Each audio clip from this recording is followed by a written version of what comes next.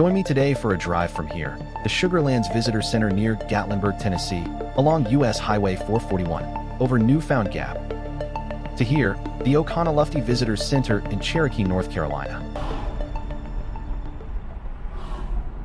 Welcome to one of the most breathtaking drives in the eastern United States. Today, we're taking a real-time journey over Newfound Gap, winding from the lively streets of Gatlinburg, Tennessee, to the quiet charm of Cherokee, North Carolina.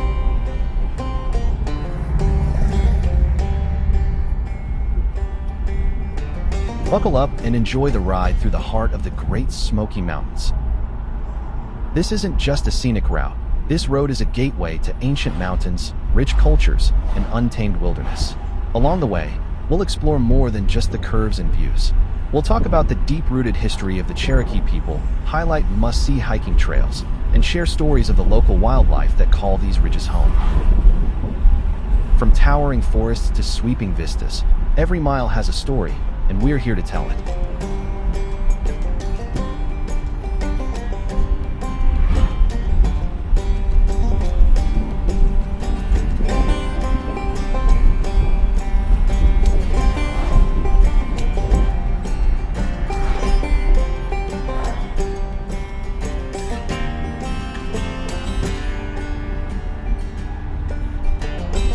Gatlinburg may be known today as a lively mountain town filled with shops, attractions, and pancake houses on every corner, but its roots run deep.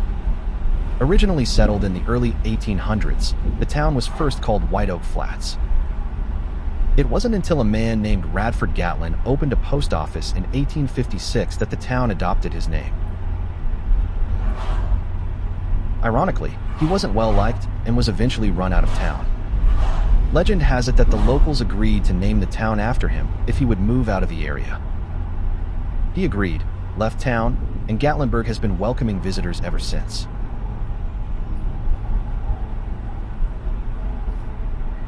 Today, this little town is one of the busiest gateways into Great Smoky Mountains National Park.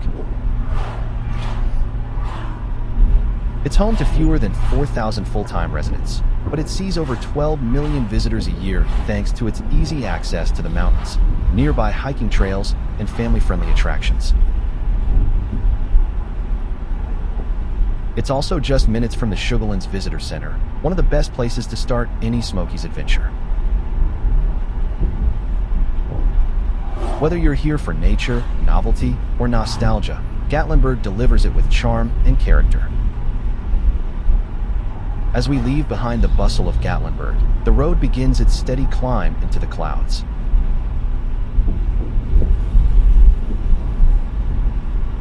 This stretch of US-441 is more than just pavement. It's a path carved through millions of years of geological history.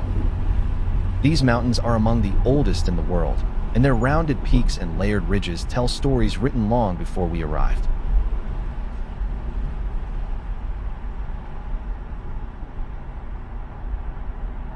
Keep an eye out. White-tailed deer, black bears, and wild turkeys are known to wander near the roadside, especially in the cooler hours of the day.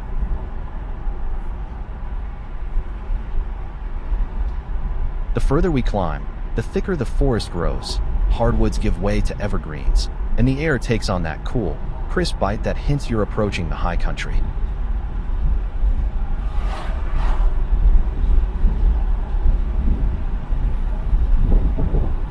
Elevation changes bring new ecosystems, each more stunning than the last. You'll notice scenic pull-offs and trailheads like Alum Cave and Chimney tops, favorites among hikers, each one packed with adventure and jaw-dropping views. We'll point out those gems as we go, so whether you're planning a future trip or just enjoying the ride, you won't miss a thing.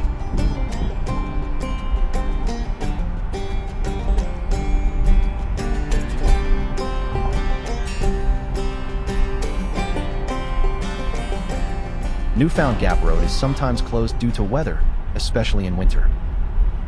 Because the road climbs to over 5,000 feet in elevation at the summit, it's especially vulnerable to snow, ice, and fog, making driving hazardous during certain times of the year. There is no fixed schedule for seasonal closure, but temporary closures typically occur between November and March. During these months, Even light snowfall or freezing rain can make the road unsafe. Closures can last for a few hours to several days, depending on how severe the weather is and how quickly road crews can clear it. The road is not permanently closed during any specific month, but closures are most common from late fall through early spring. Outside of that window, summer thunderstorms or rock slides can occasionally cause brief closures too, but these are much less frequent. To stay informed about current road conditions, here are the best resources. Great Smoky Mountains National Park's Road X account. Follow at Smokies Roads NPS on X. This is the official and most up-to-date source for real-time road status, closures, and reopenings. National Park website. Visit the NPS Road Conditions page for updates, alerts, and seasonal safety notices. Phone hotline. Call the park's information line at 865-436-1200 and press option 1 for road conditions. If you're planning a drive across Newfound Gap, especially in the colder months, it's always wise to check the forecast and road updates before heading out. The weather can shift fast in the mountains.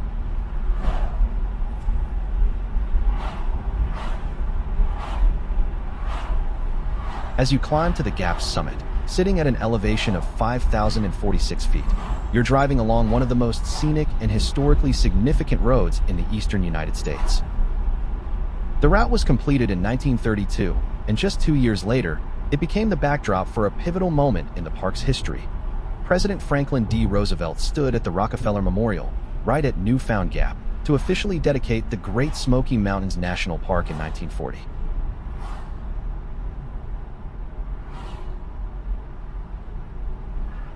As you travel along Newfound Gap Road between Gatlinburg and Cherokee, you'll encounter 3 notable vehicular tunnels within the Great Smoky Mountains National Park. The first 2 tunnels are located close together, approximately 7 to 8 miles from Gatlinburg.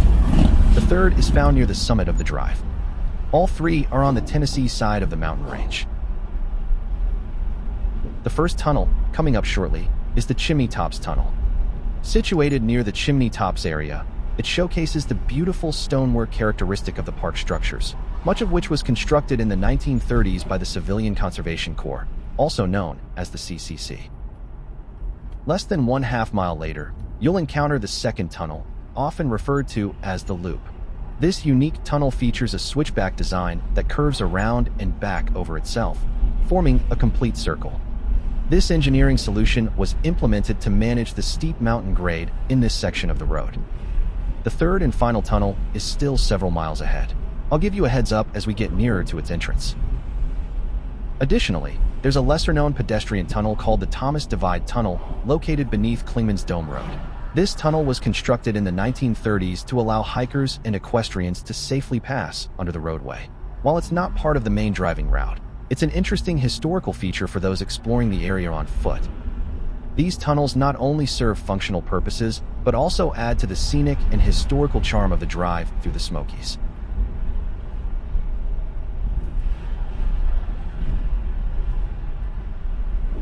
Driving through this section of the national park, you will notice several pull-offs. From these pull-offs and parking areas, you will see, and in some cases even be able to access, the west prong of the Little Pigeon River.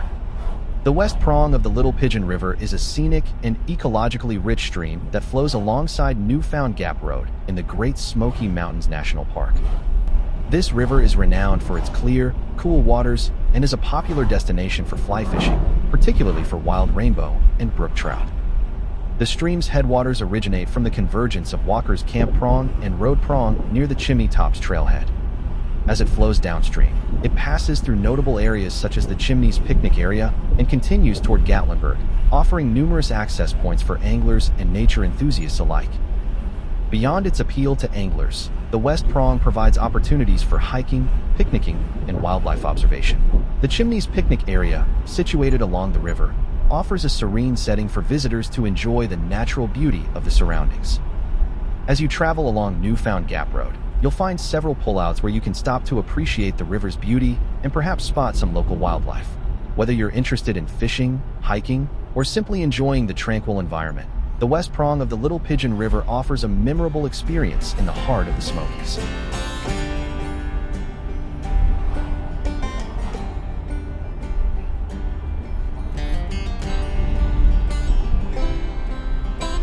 Here comes the Chimney Tops Tunnel. Notice its stonework entrance, iconic of other man-made structures within the park.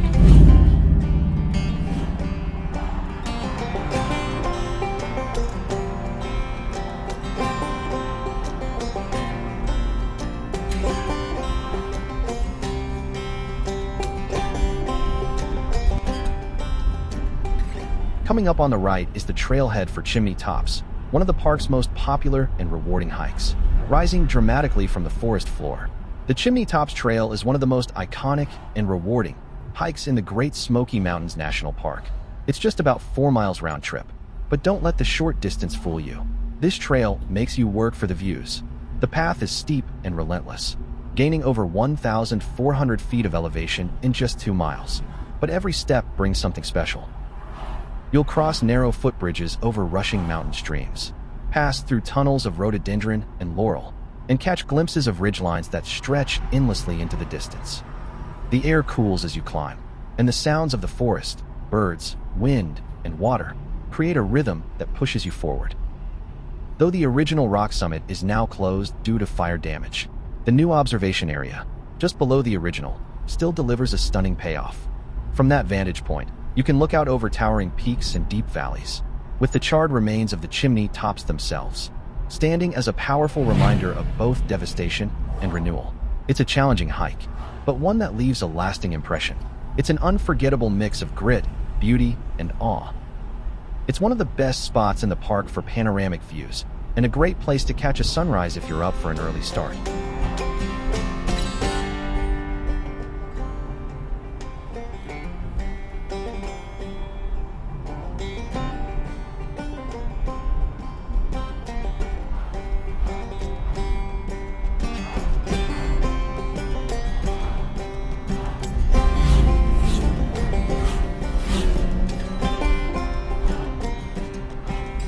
Just a little farther along is the trailhead for Alum Cave, and this one's a fan favorite too.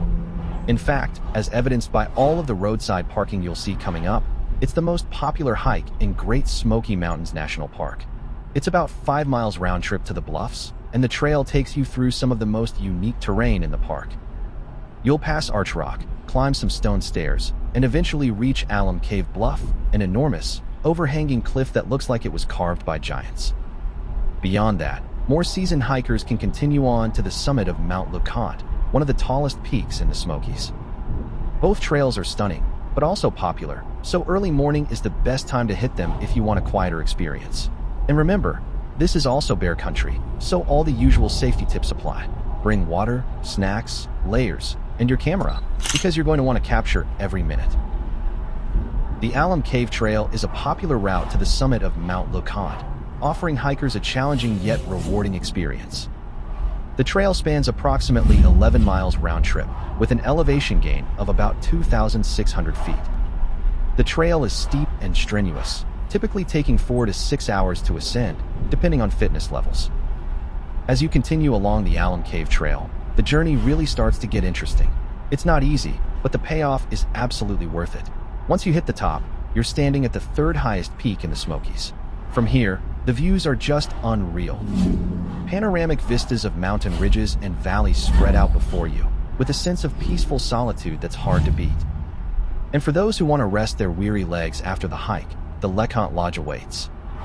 Perched at the summit, it's the highest guest lodge in the eastern United States and offers rustic accommodations for those wanting to stay overnight. Imagine watching the sunset from here, surrounded by nothing but mountains. And here's a cool, quirky twist to the story. The llamas. Yes, llamas. Since 1986, a herd of these sure-footed creatures has been making the journey up Mount LeConte 3 days a week. They carry all the essential supplies, everything from food and linens to firewood for the lodge, traveling via the Trillium Gap Trail. Their small hooves are perfect for the narrow, rocky path, and if you're lucky enough to see them on your hike, it's a highlight you won't forget. They're part of what makes this place so special, and a fun, unexpected part of the adventure.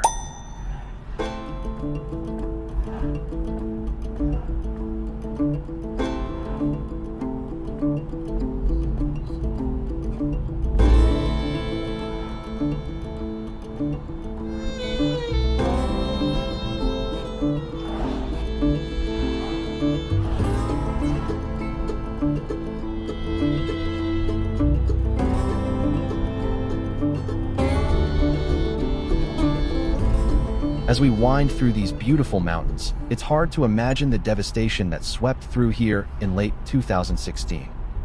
That November, after months of drought, a small fire started on Chimney tops, one of the very peaks we passed earlier. Fed by strong winds, dry leaves, and steep terrain, it quickly exploded into a massive wildfire that raced down the mountainsides toward Gatlinburg. In just a few hours, flames moved faster than anyone thought possible. The firestorm burned more than 17,000 acres, destroyed over 2,500 buildings, and tragically claimed 14 lives. Entire neighborhoods in Gatlinburg were reduced to ash, and thousands of residents and visitors were forced to flee with only minutes to spare. It was a haunting reminder of how powerful and unpredictable nature can be. But what happened afterward is just as important. The community came together in a powerful way.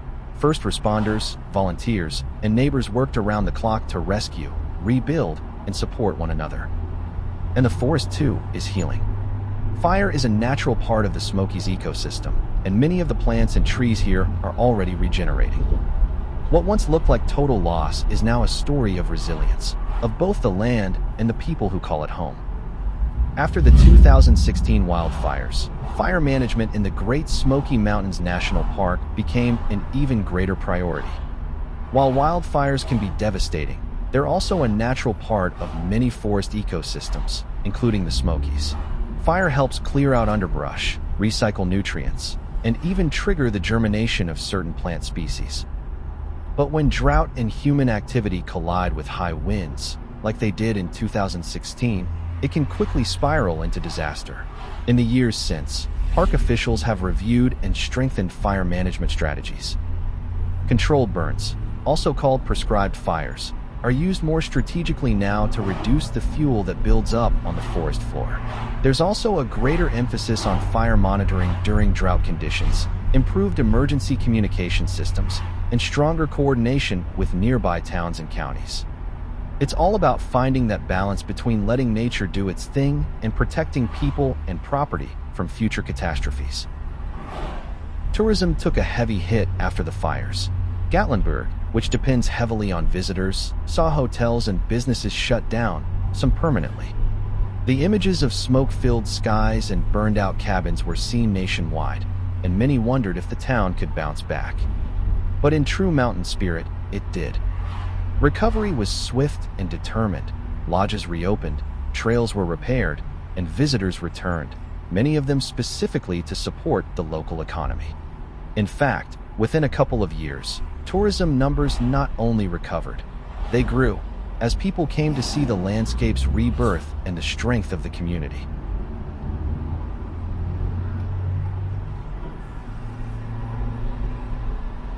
You're not just driving through the Smokies, you're riding along a living piece of American history.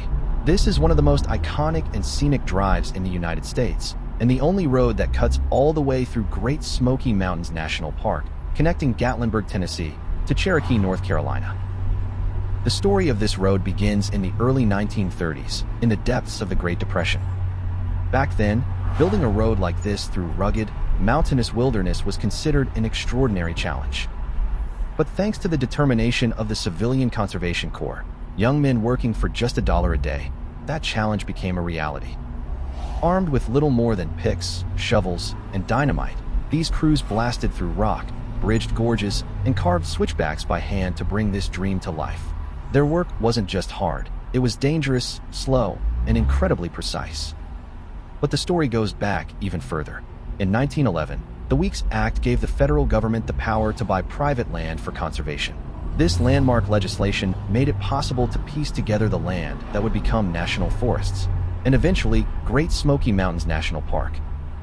By 1935, the road was complete, and it officially opened the Smokies to the wider world. President Roosevelt himself came to stand at Newfound Gap. In 1934, he dedicated the park from a stone platform just above the state line, with the forest stretching endlessly behind him. That monument still stands today, just steps from the Appalachian Trail. For the first time, families could drive deep into the heart of the Appalachian wilderness, past roaring streams, towering ridges, and endless forests. Every curve and climb you experience today was shaped by sheer human effort and guided by a vision to make nature accessible to all. The name Newfound Gap dates back to 1872, when surveyors discovered this lower mountain pass, a better route than the older Indian Gap nearby. That discovery later inspired engineers to use this pass as the route for the road we're driving today. And at 5,046 feet, Newfound Gap is not just a scenic milestone. It's the highest drivable point on this highway, straddling the Tennessee-North Carolina state line.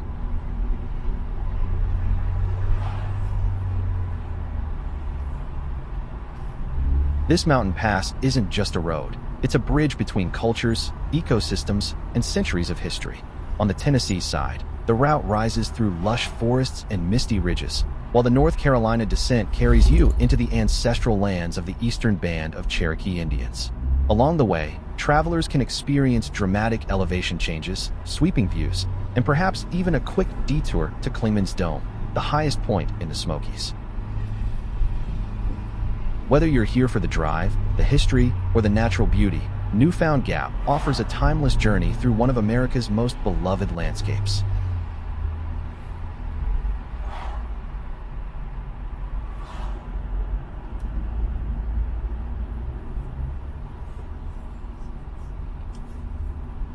Up ahead is one of the most significant stops on this entire route, Newfound Gap itself.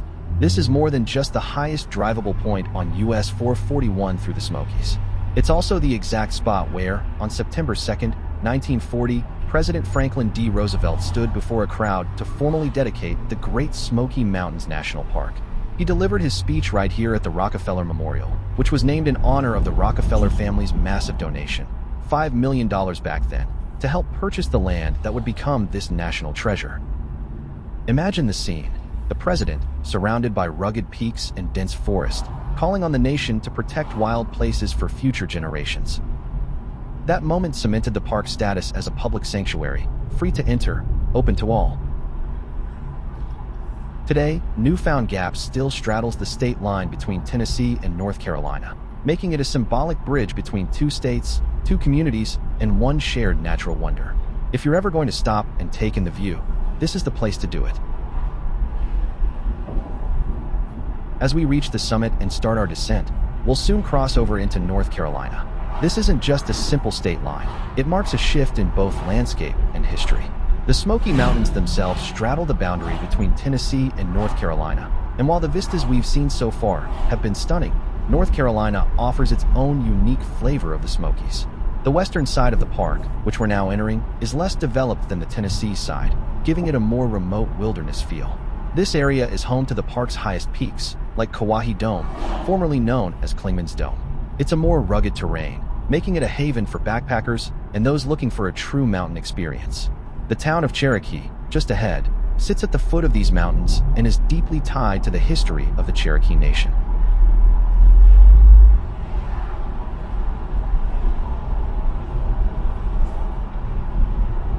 As we top the summit of Newfound Gap and cross into the state of North Carolina, I'm sure you just saw that we passed the entrance road to Kuwohi, formerly known as Clingman's Dome. High above the clouds, rising to 6,643 feet, Kuwohi Dome, still widely known as Clingman's Dome, is the tallest peak in the Great Smoky Mountains National Park and the highest point in Tennessee. But this mountain is more than just a summit. To the Cherokee people, it's sacred ground. Kuwohi, meaning the mulberry place, has been part of their tradition for centuries. According to Cherokee oral history, this was a place of prayer, healing, and vision, where medicine people would seek guidance from the spirit world. Today, a steep, half-mile paved path leads visitors to the top, where the observation tower offers sweeping, 360-degree views across the Smokies. On a clear day, you can see as far as 100 miles across 7 different states. But Kuwohi isn't just a destination, it's a crossroads for adventurers.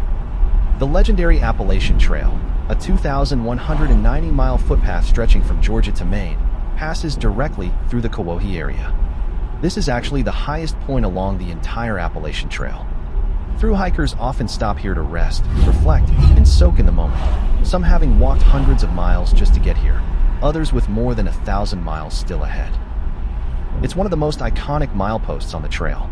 At the trailhead, you'll also find the Clingmans Dome Visitor Contact Station, open from spring through fall. There, you can chat with park rangers, explore educational displays, and browse a cozy gift shop filled with books, maps, and Smoky Mountain souvenirs.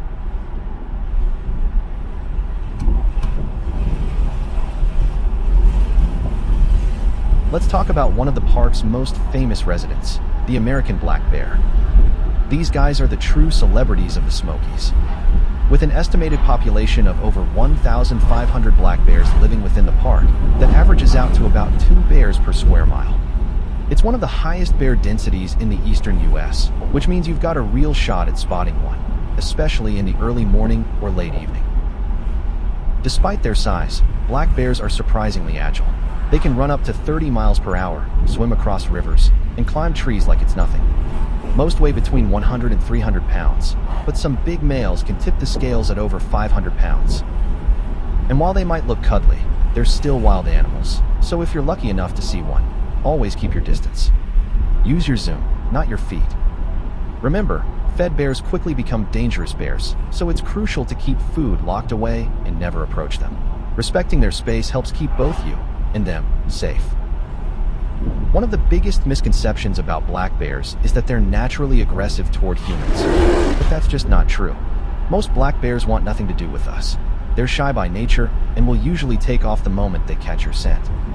Once a bear associates humans with food, it begins to lose its natural fear, and that's when encounters can turn dangerous. Sadly, it's often the bear that pays the price in those situations. Another common myth, that they hibernate all winter like they're just knocked out cold.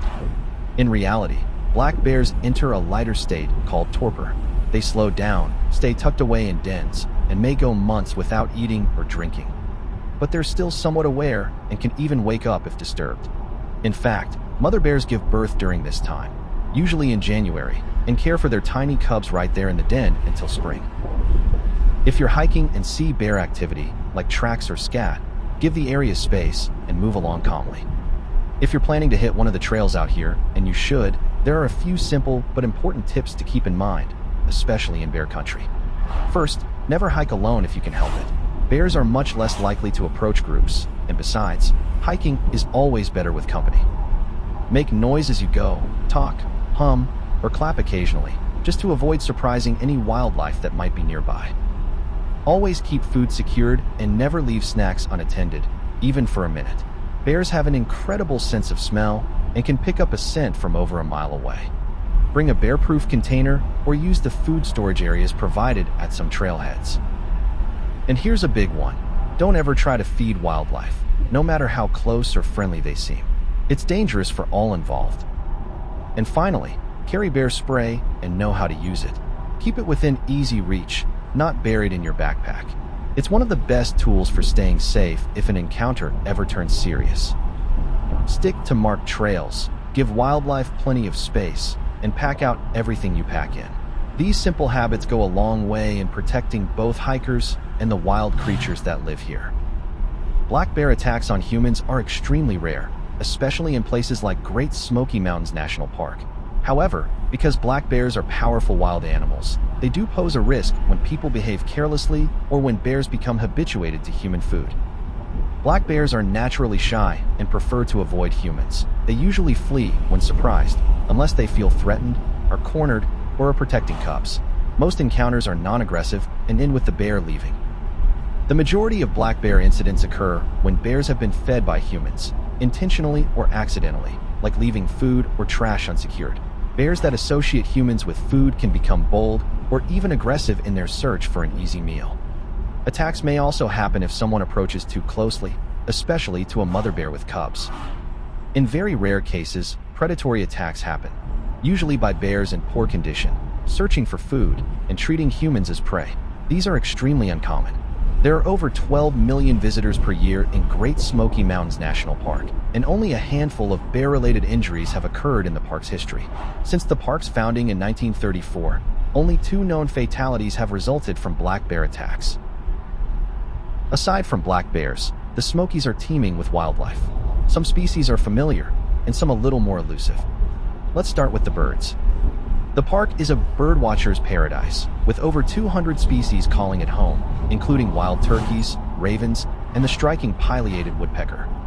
If you're lucky, you might even spot a peregrine falcon. These speedsters once disappeared from the area, but are making a comeback.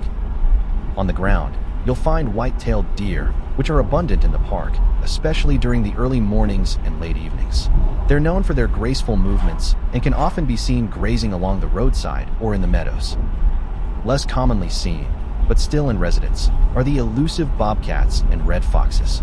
They tend to stay hidden, but if you keep your eyes peeled, you might just catch a glimpse of their furry tails disappearing into the brush. And let's not forget the park's smaller residents, the critters that make up the foundation of the food chain. You'll spot squirrels darting through the trees, chipmunks scurrying around rocks, and the occasional opossum or raccoon rummaging around at night. Deep in the mossy undergrowth, beneath damp logs, trickling streams, and shaded coves, there's a secret world in the Smokies, alive with creatures often unseen. Amphibians rule here, especially salamanders. In fact, the Smokies are known as the salamander capital of the world.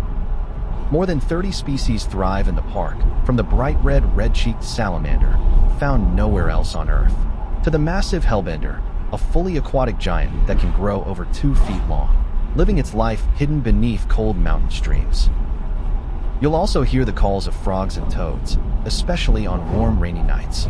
The haunting trills of wood frogs, the sharp quonks of green frogs, and the steady peeps of spring peepers signal the heartbeat of these misty forests. The park's reptiles are just as fascinating. Snakes, like the non-venomous eastern rat snake and the colorful scarlet king snake, slither quietly through leaf litter, while the secretive timber rattlesnake and copperhead bask cautiously in rocky clearings. Turtles, like the eastern box turtle, can be spotted slowly making their way through the underbrush, while fenced lizards dart across sunlit logs and stone walls. And in the cold, clear waters of mountain streams, you'll find native brook trout, or speckled trout, the only trout species truly native to these southern Appalachians. They share these waters with rainbow and brown trout, introduced in the early 1900s. Above them, sleek otters patrol the currents, a sign of healthy rivers restored after years of pollution.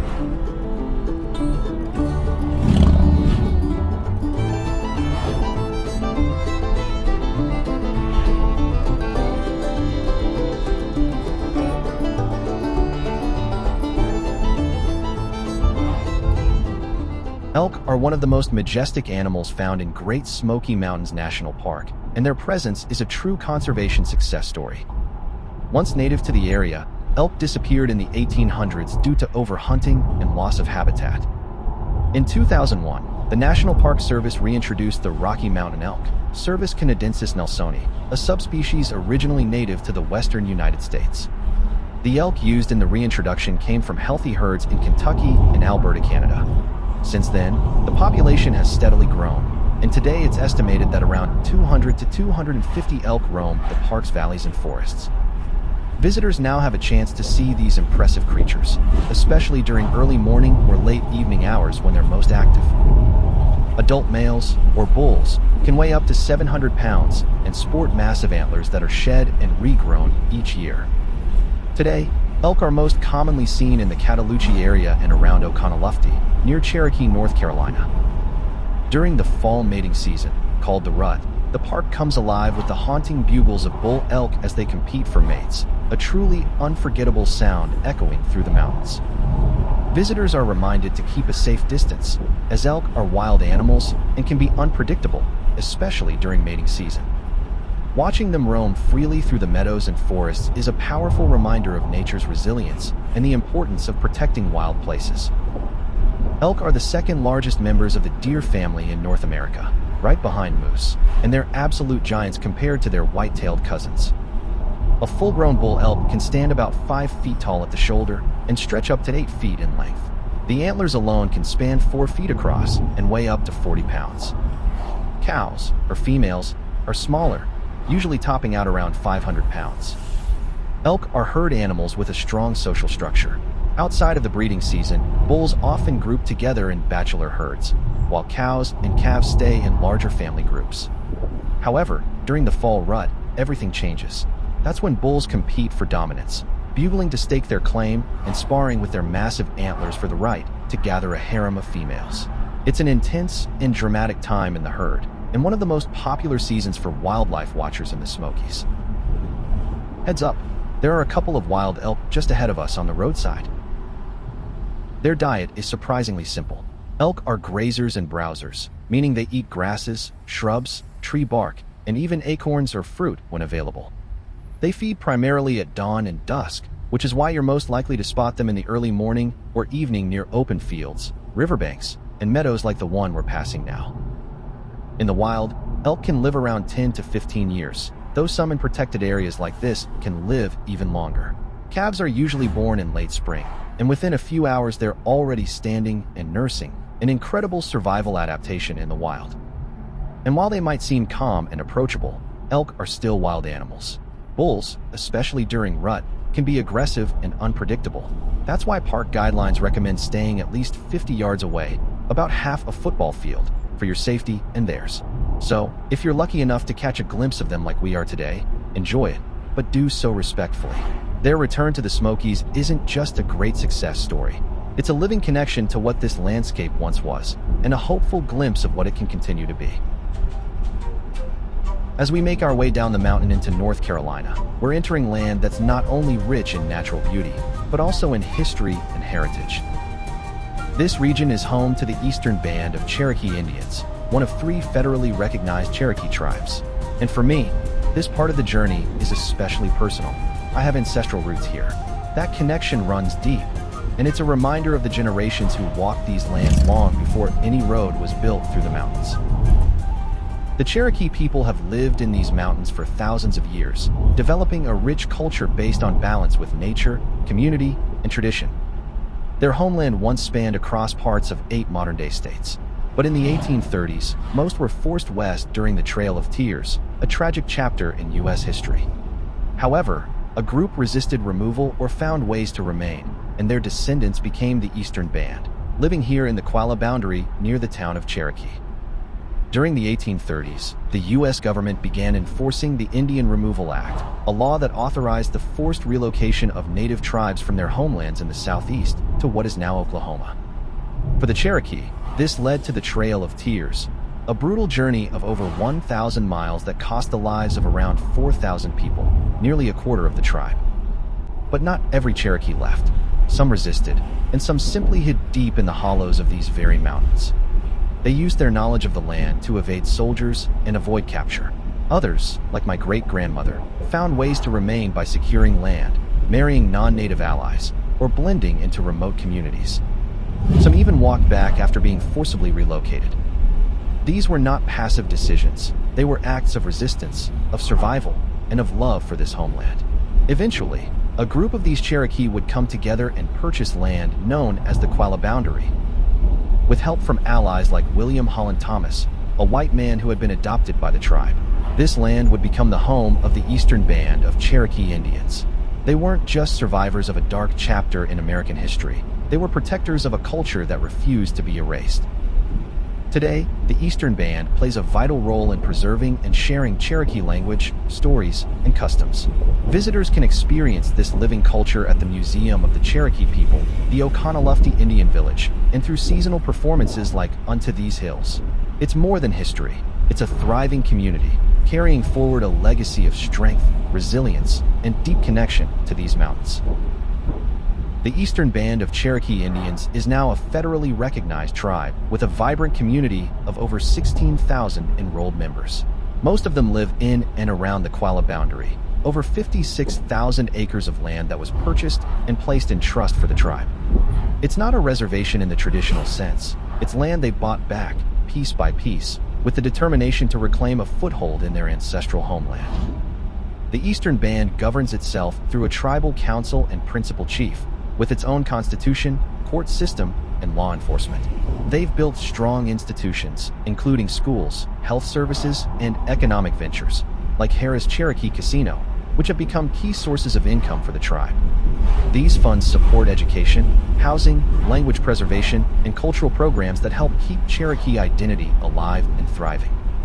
At the heart of the tribe's identity are the 7 clans: Wolf, Deer, Bird, Paint, Blue, Long Hair, and Wild Potato. These clans are more than just names. They define social roles, responsibilities, and kinship ties within the community. Clan membership is matrilineal, passed down through the mother, and it influences everything from marriage rules to community duties. Traditionally, each clan had its own purpose. The Wolf clan were protectors, the Paint clan included healers and medicine people, and the Longhair clan were known for diplomacy and peacekeeping. This strong cultural foundation, woven with history, tradition, and community pride, is what continues to make the Eastern Band of Cherokee Indians not just a tribe, but a living nation. And as we come into Cherokee, North Carolina, you're not just visiting a town. You're stepping into a story that has been unfolding for centuries. We've almost made it to the southern end of the Newfound Gap Road, and just ahead lies the town of Cherokee, North Carolina, a place where natural beauty and deep cultural roots come together in a truly special way. Nestled at the edge of the Great Smoky Mountains and home to the Eastern Band of Cherokee Indians, this small town of just over 2,000 people carries centuries of history, tradition, and resilience. Cherokee is more than just a tourist stop. It's a sovereign community with its own government, schools, and businesses. Visitors come for the scenic views and nearby elk herds, but many stay to experience the rich heritage of the Cherokee people. You'll find museums, art galleries, and cultural centers like the Museum of the Cherokee People and the Oconaluftee Indian Village, where traditions are preserved and shared through storytelling, crafts, and demonstrations. The Oconaluftee River runs right through town, offering opportunities for tubing and fishing, and nearby trails invite hikers to explore the same lands walked by generations of Cherokee ancestors. It's also the southern entrance to the Blue Ridge Parkway, opening up a whole new corridor of scenic adventure. Cherokee, North Carolina is a place that invites you to slow down, listen, and learn. It's a place where the mountains speak and the people remember. Whether you're just passing through or planning to stay a while, there's something meaningful waiting here at the end of the road.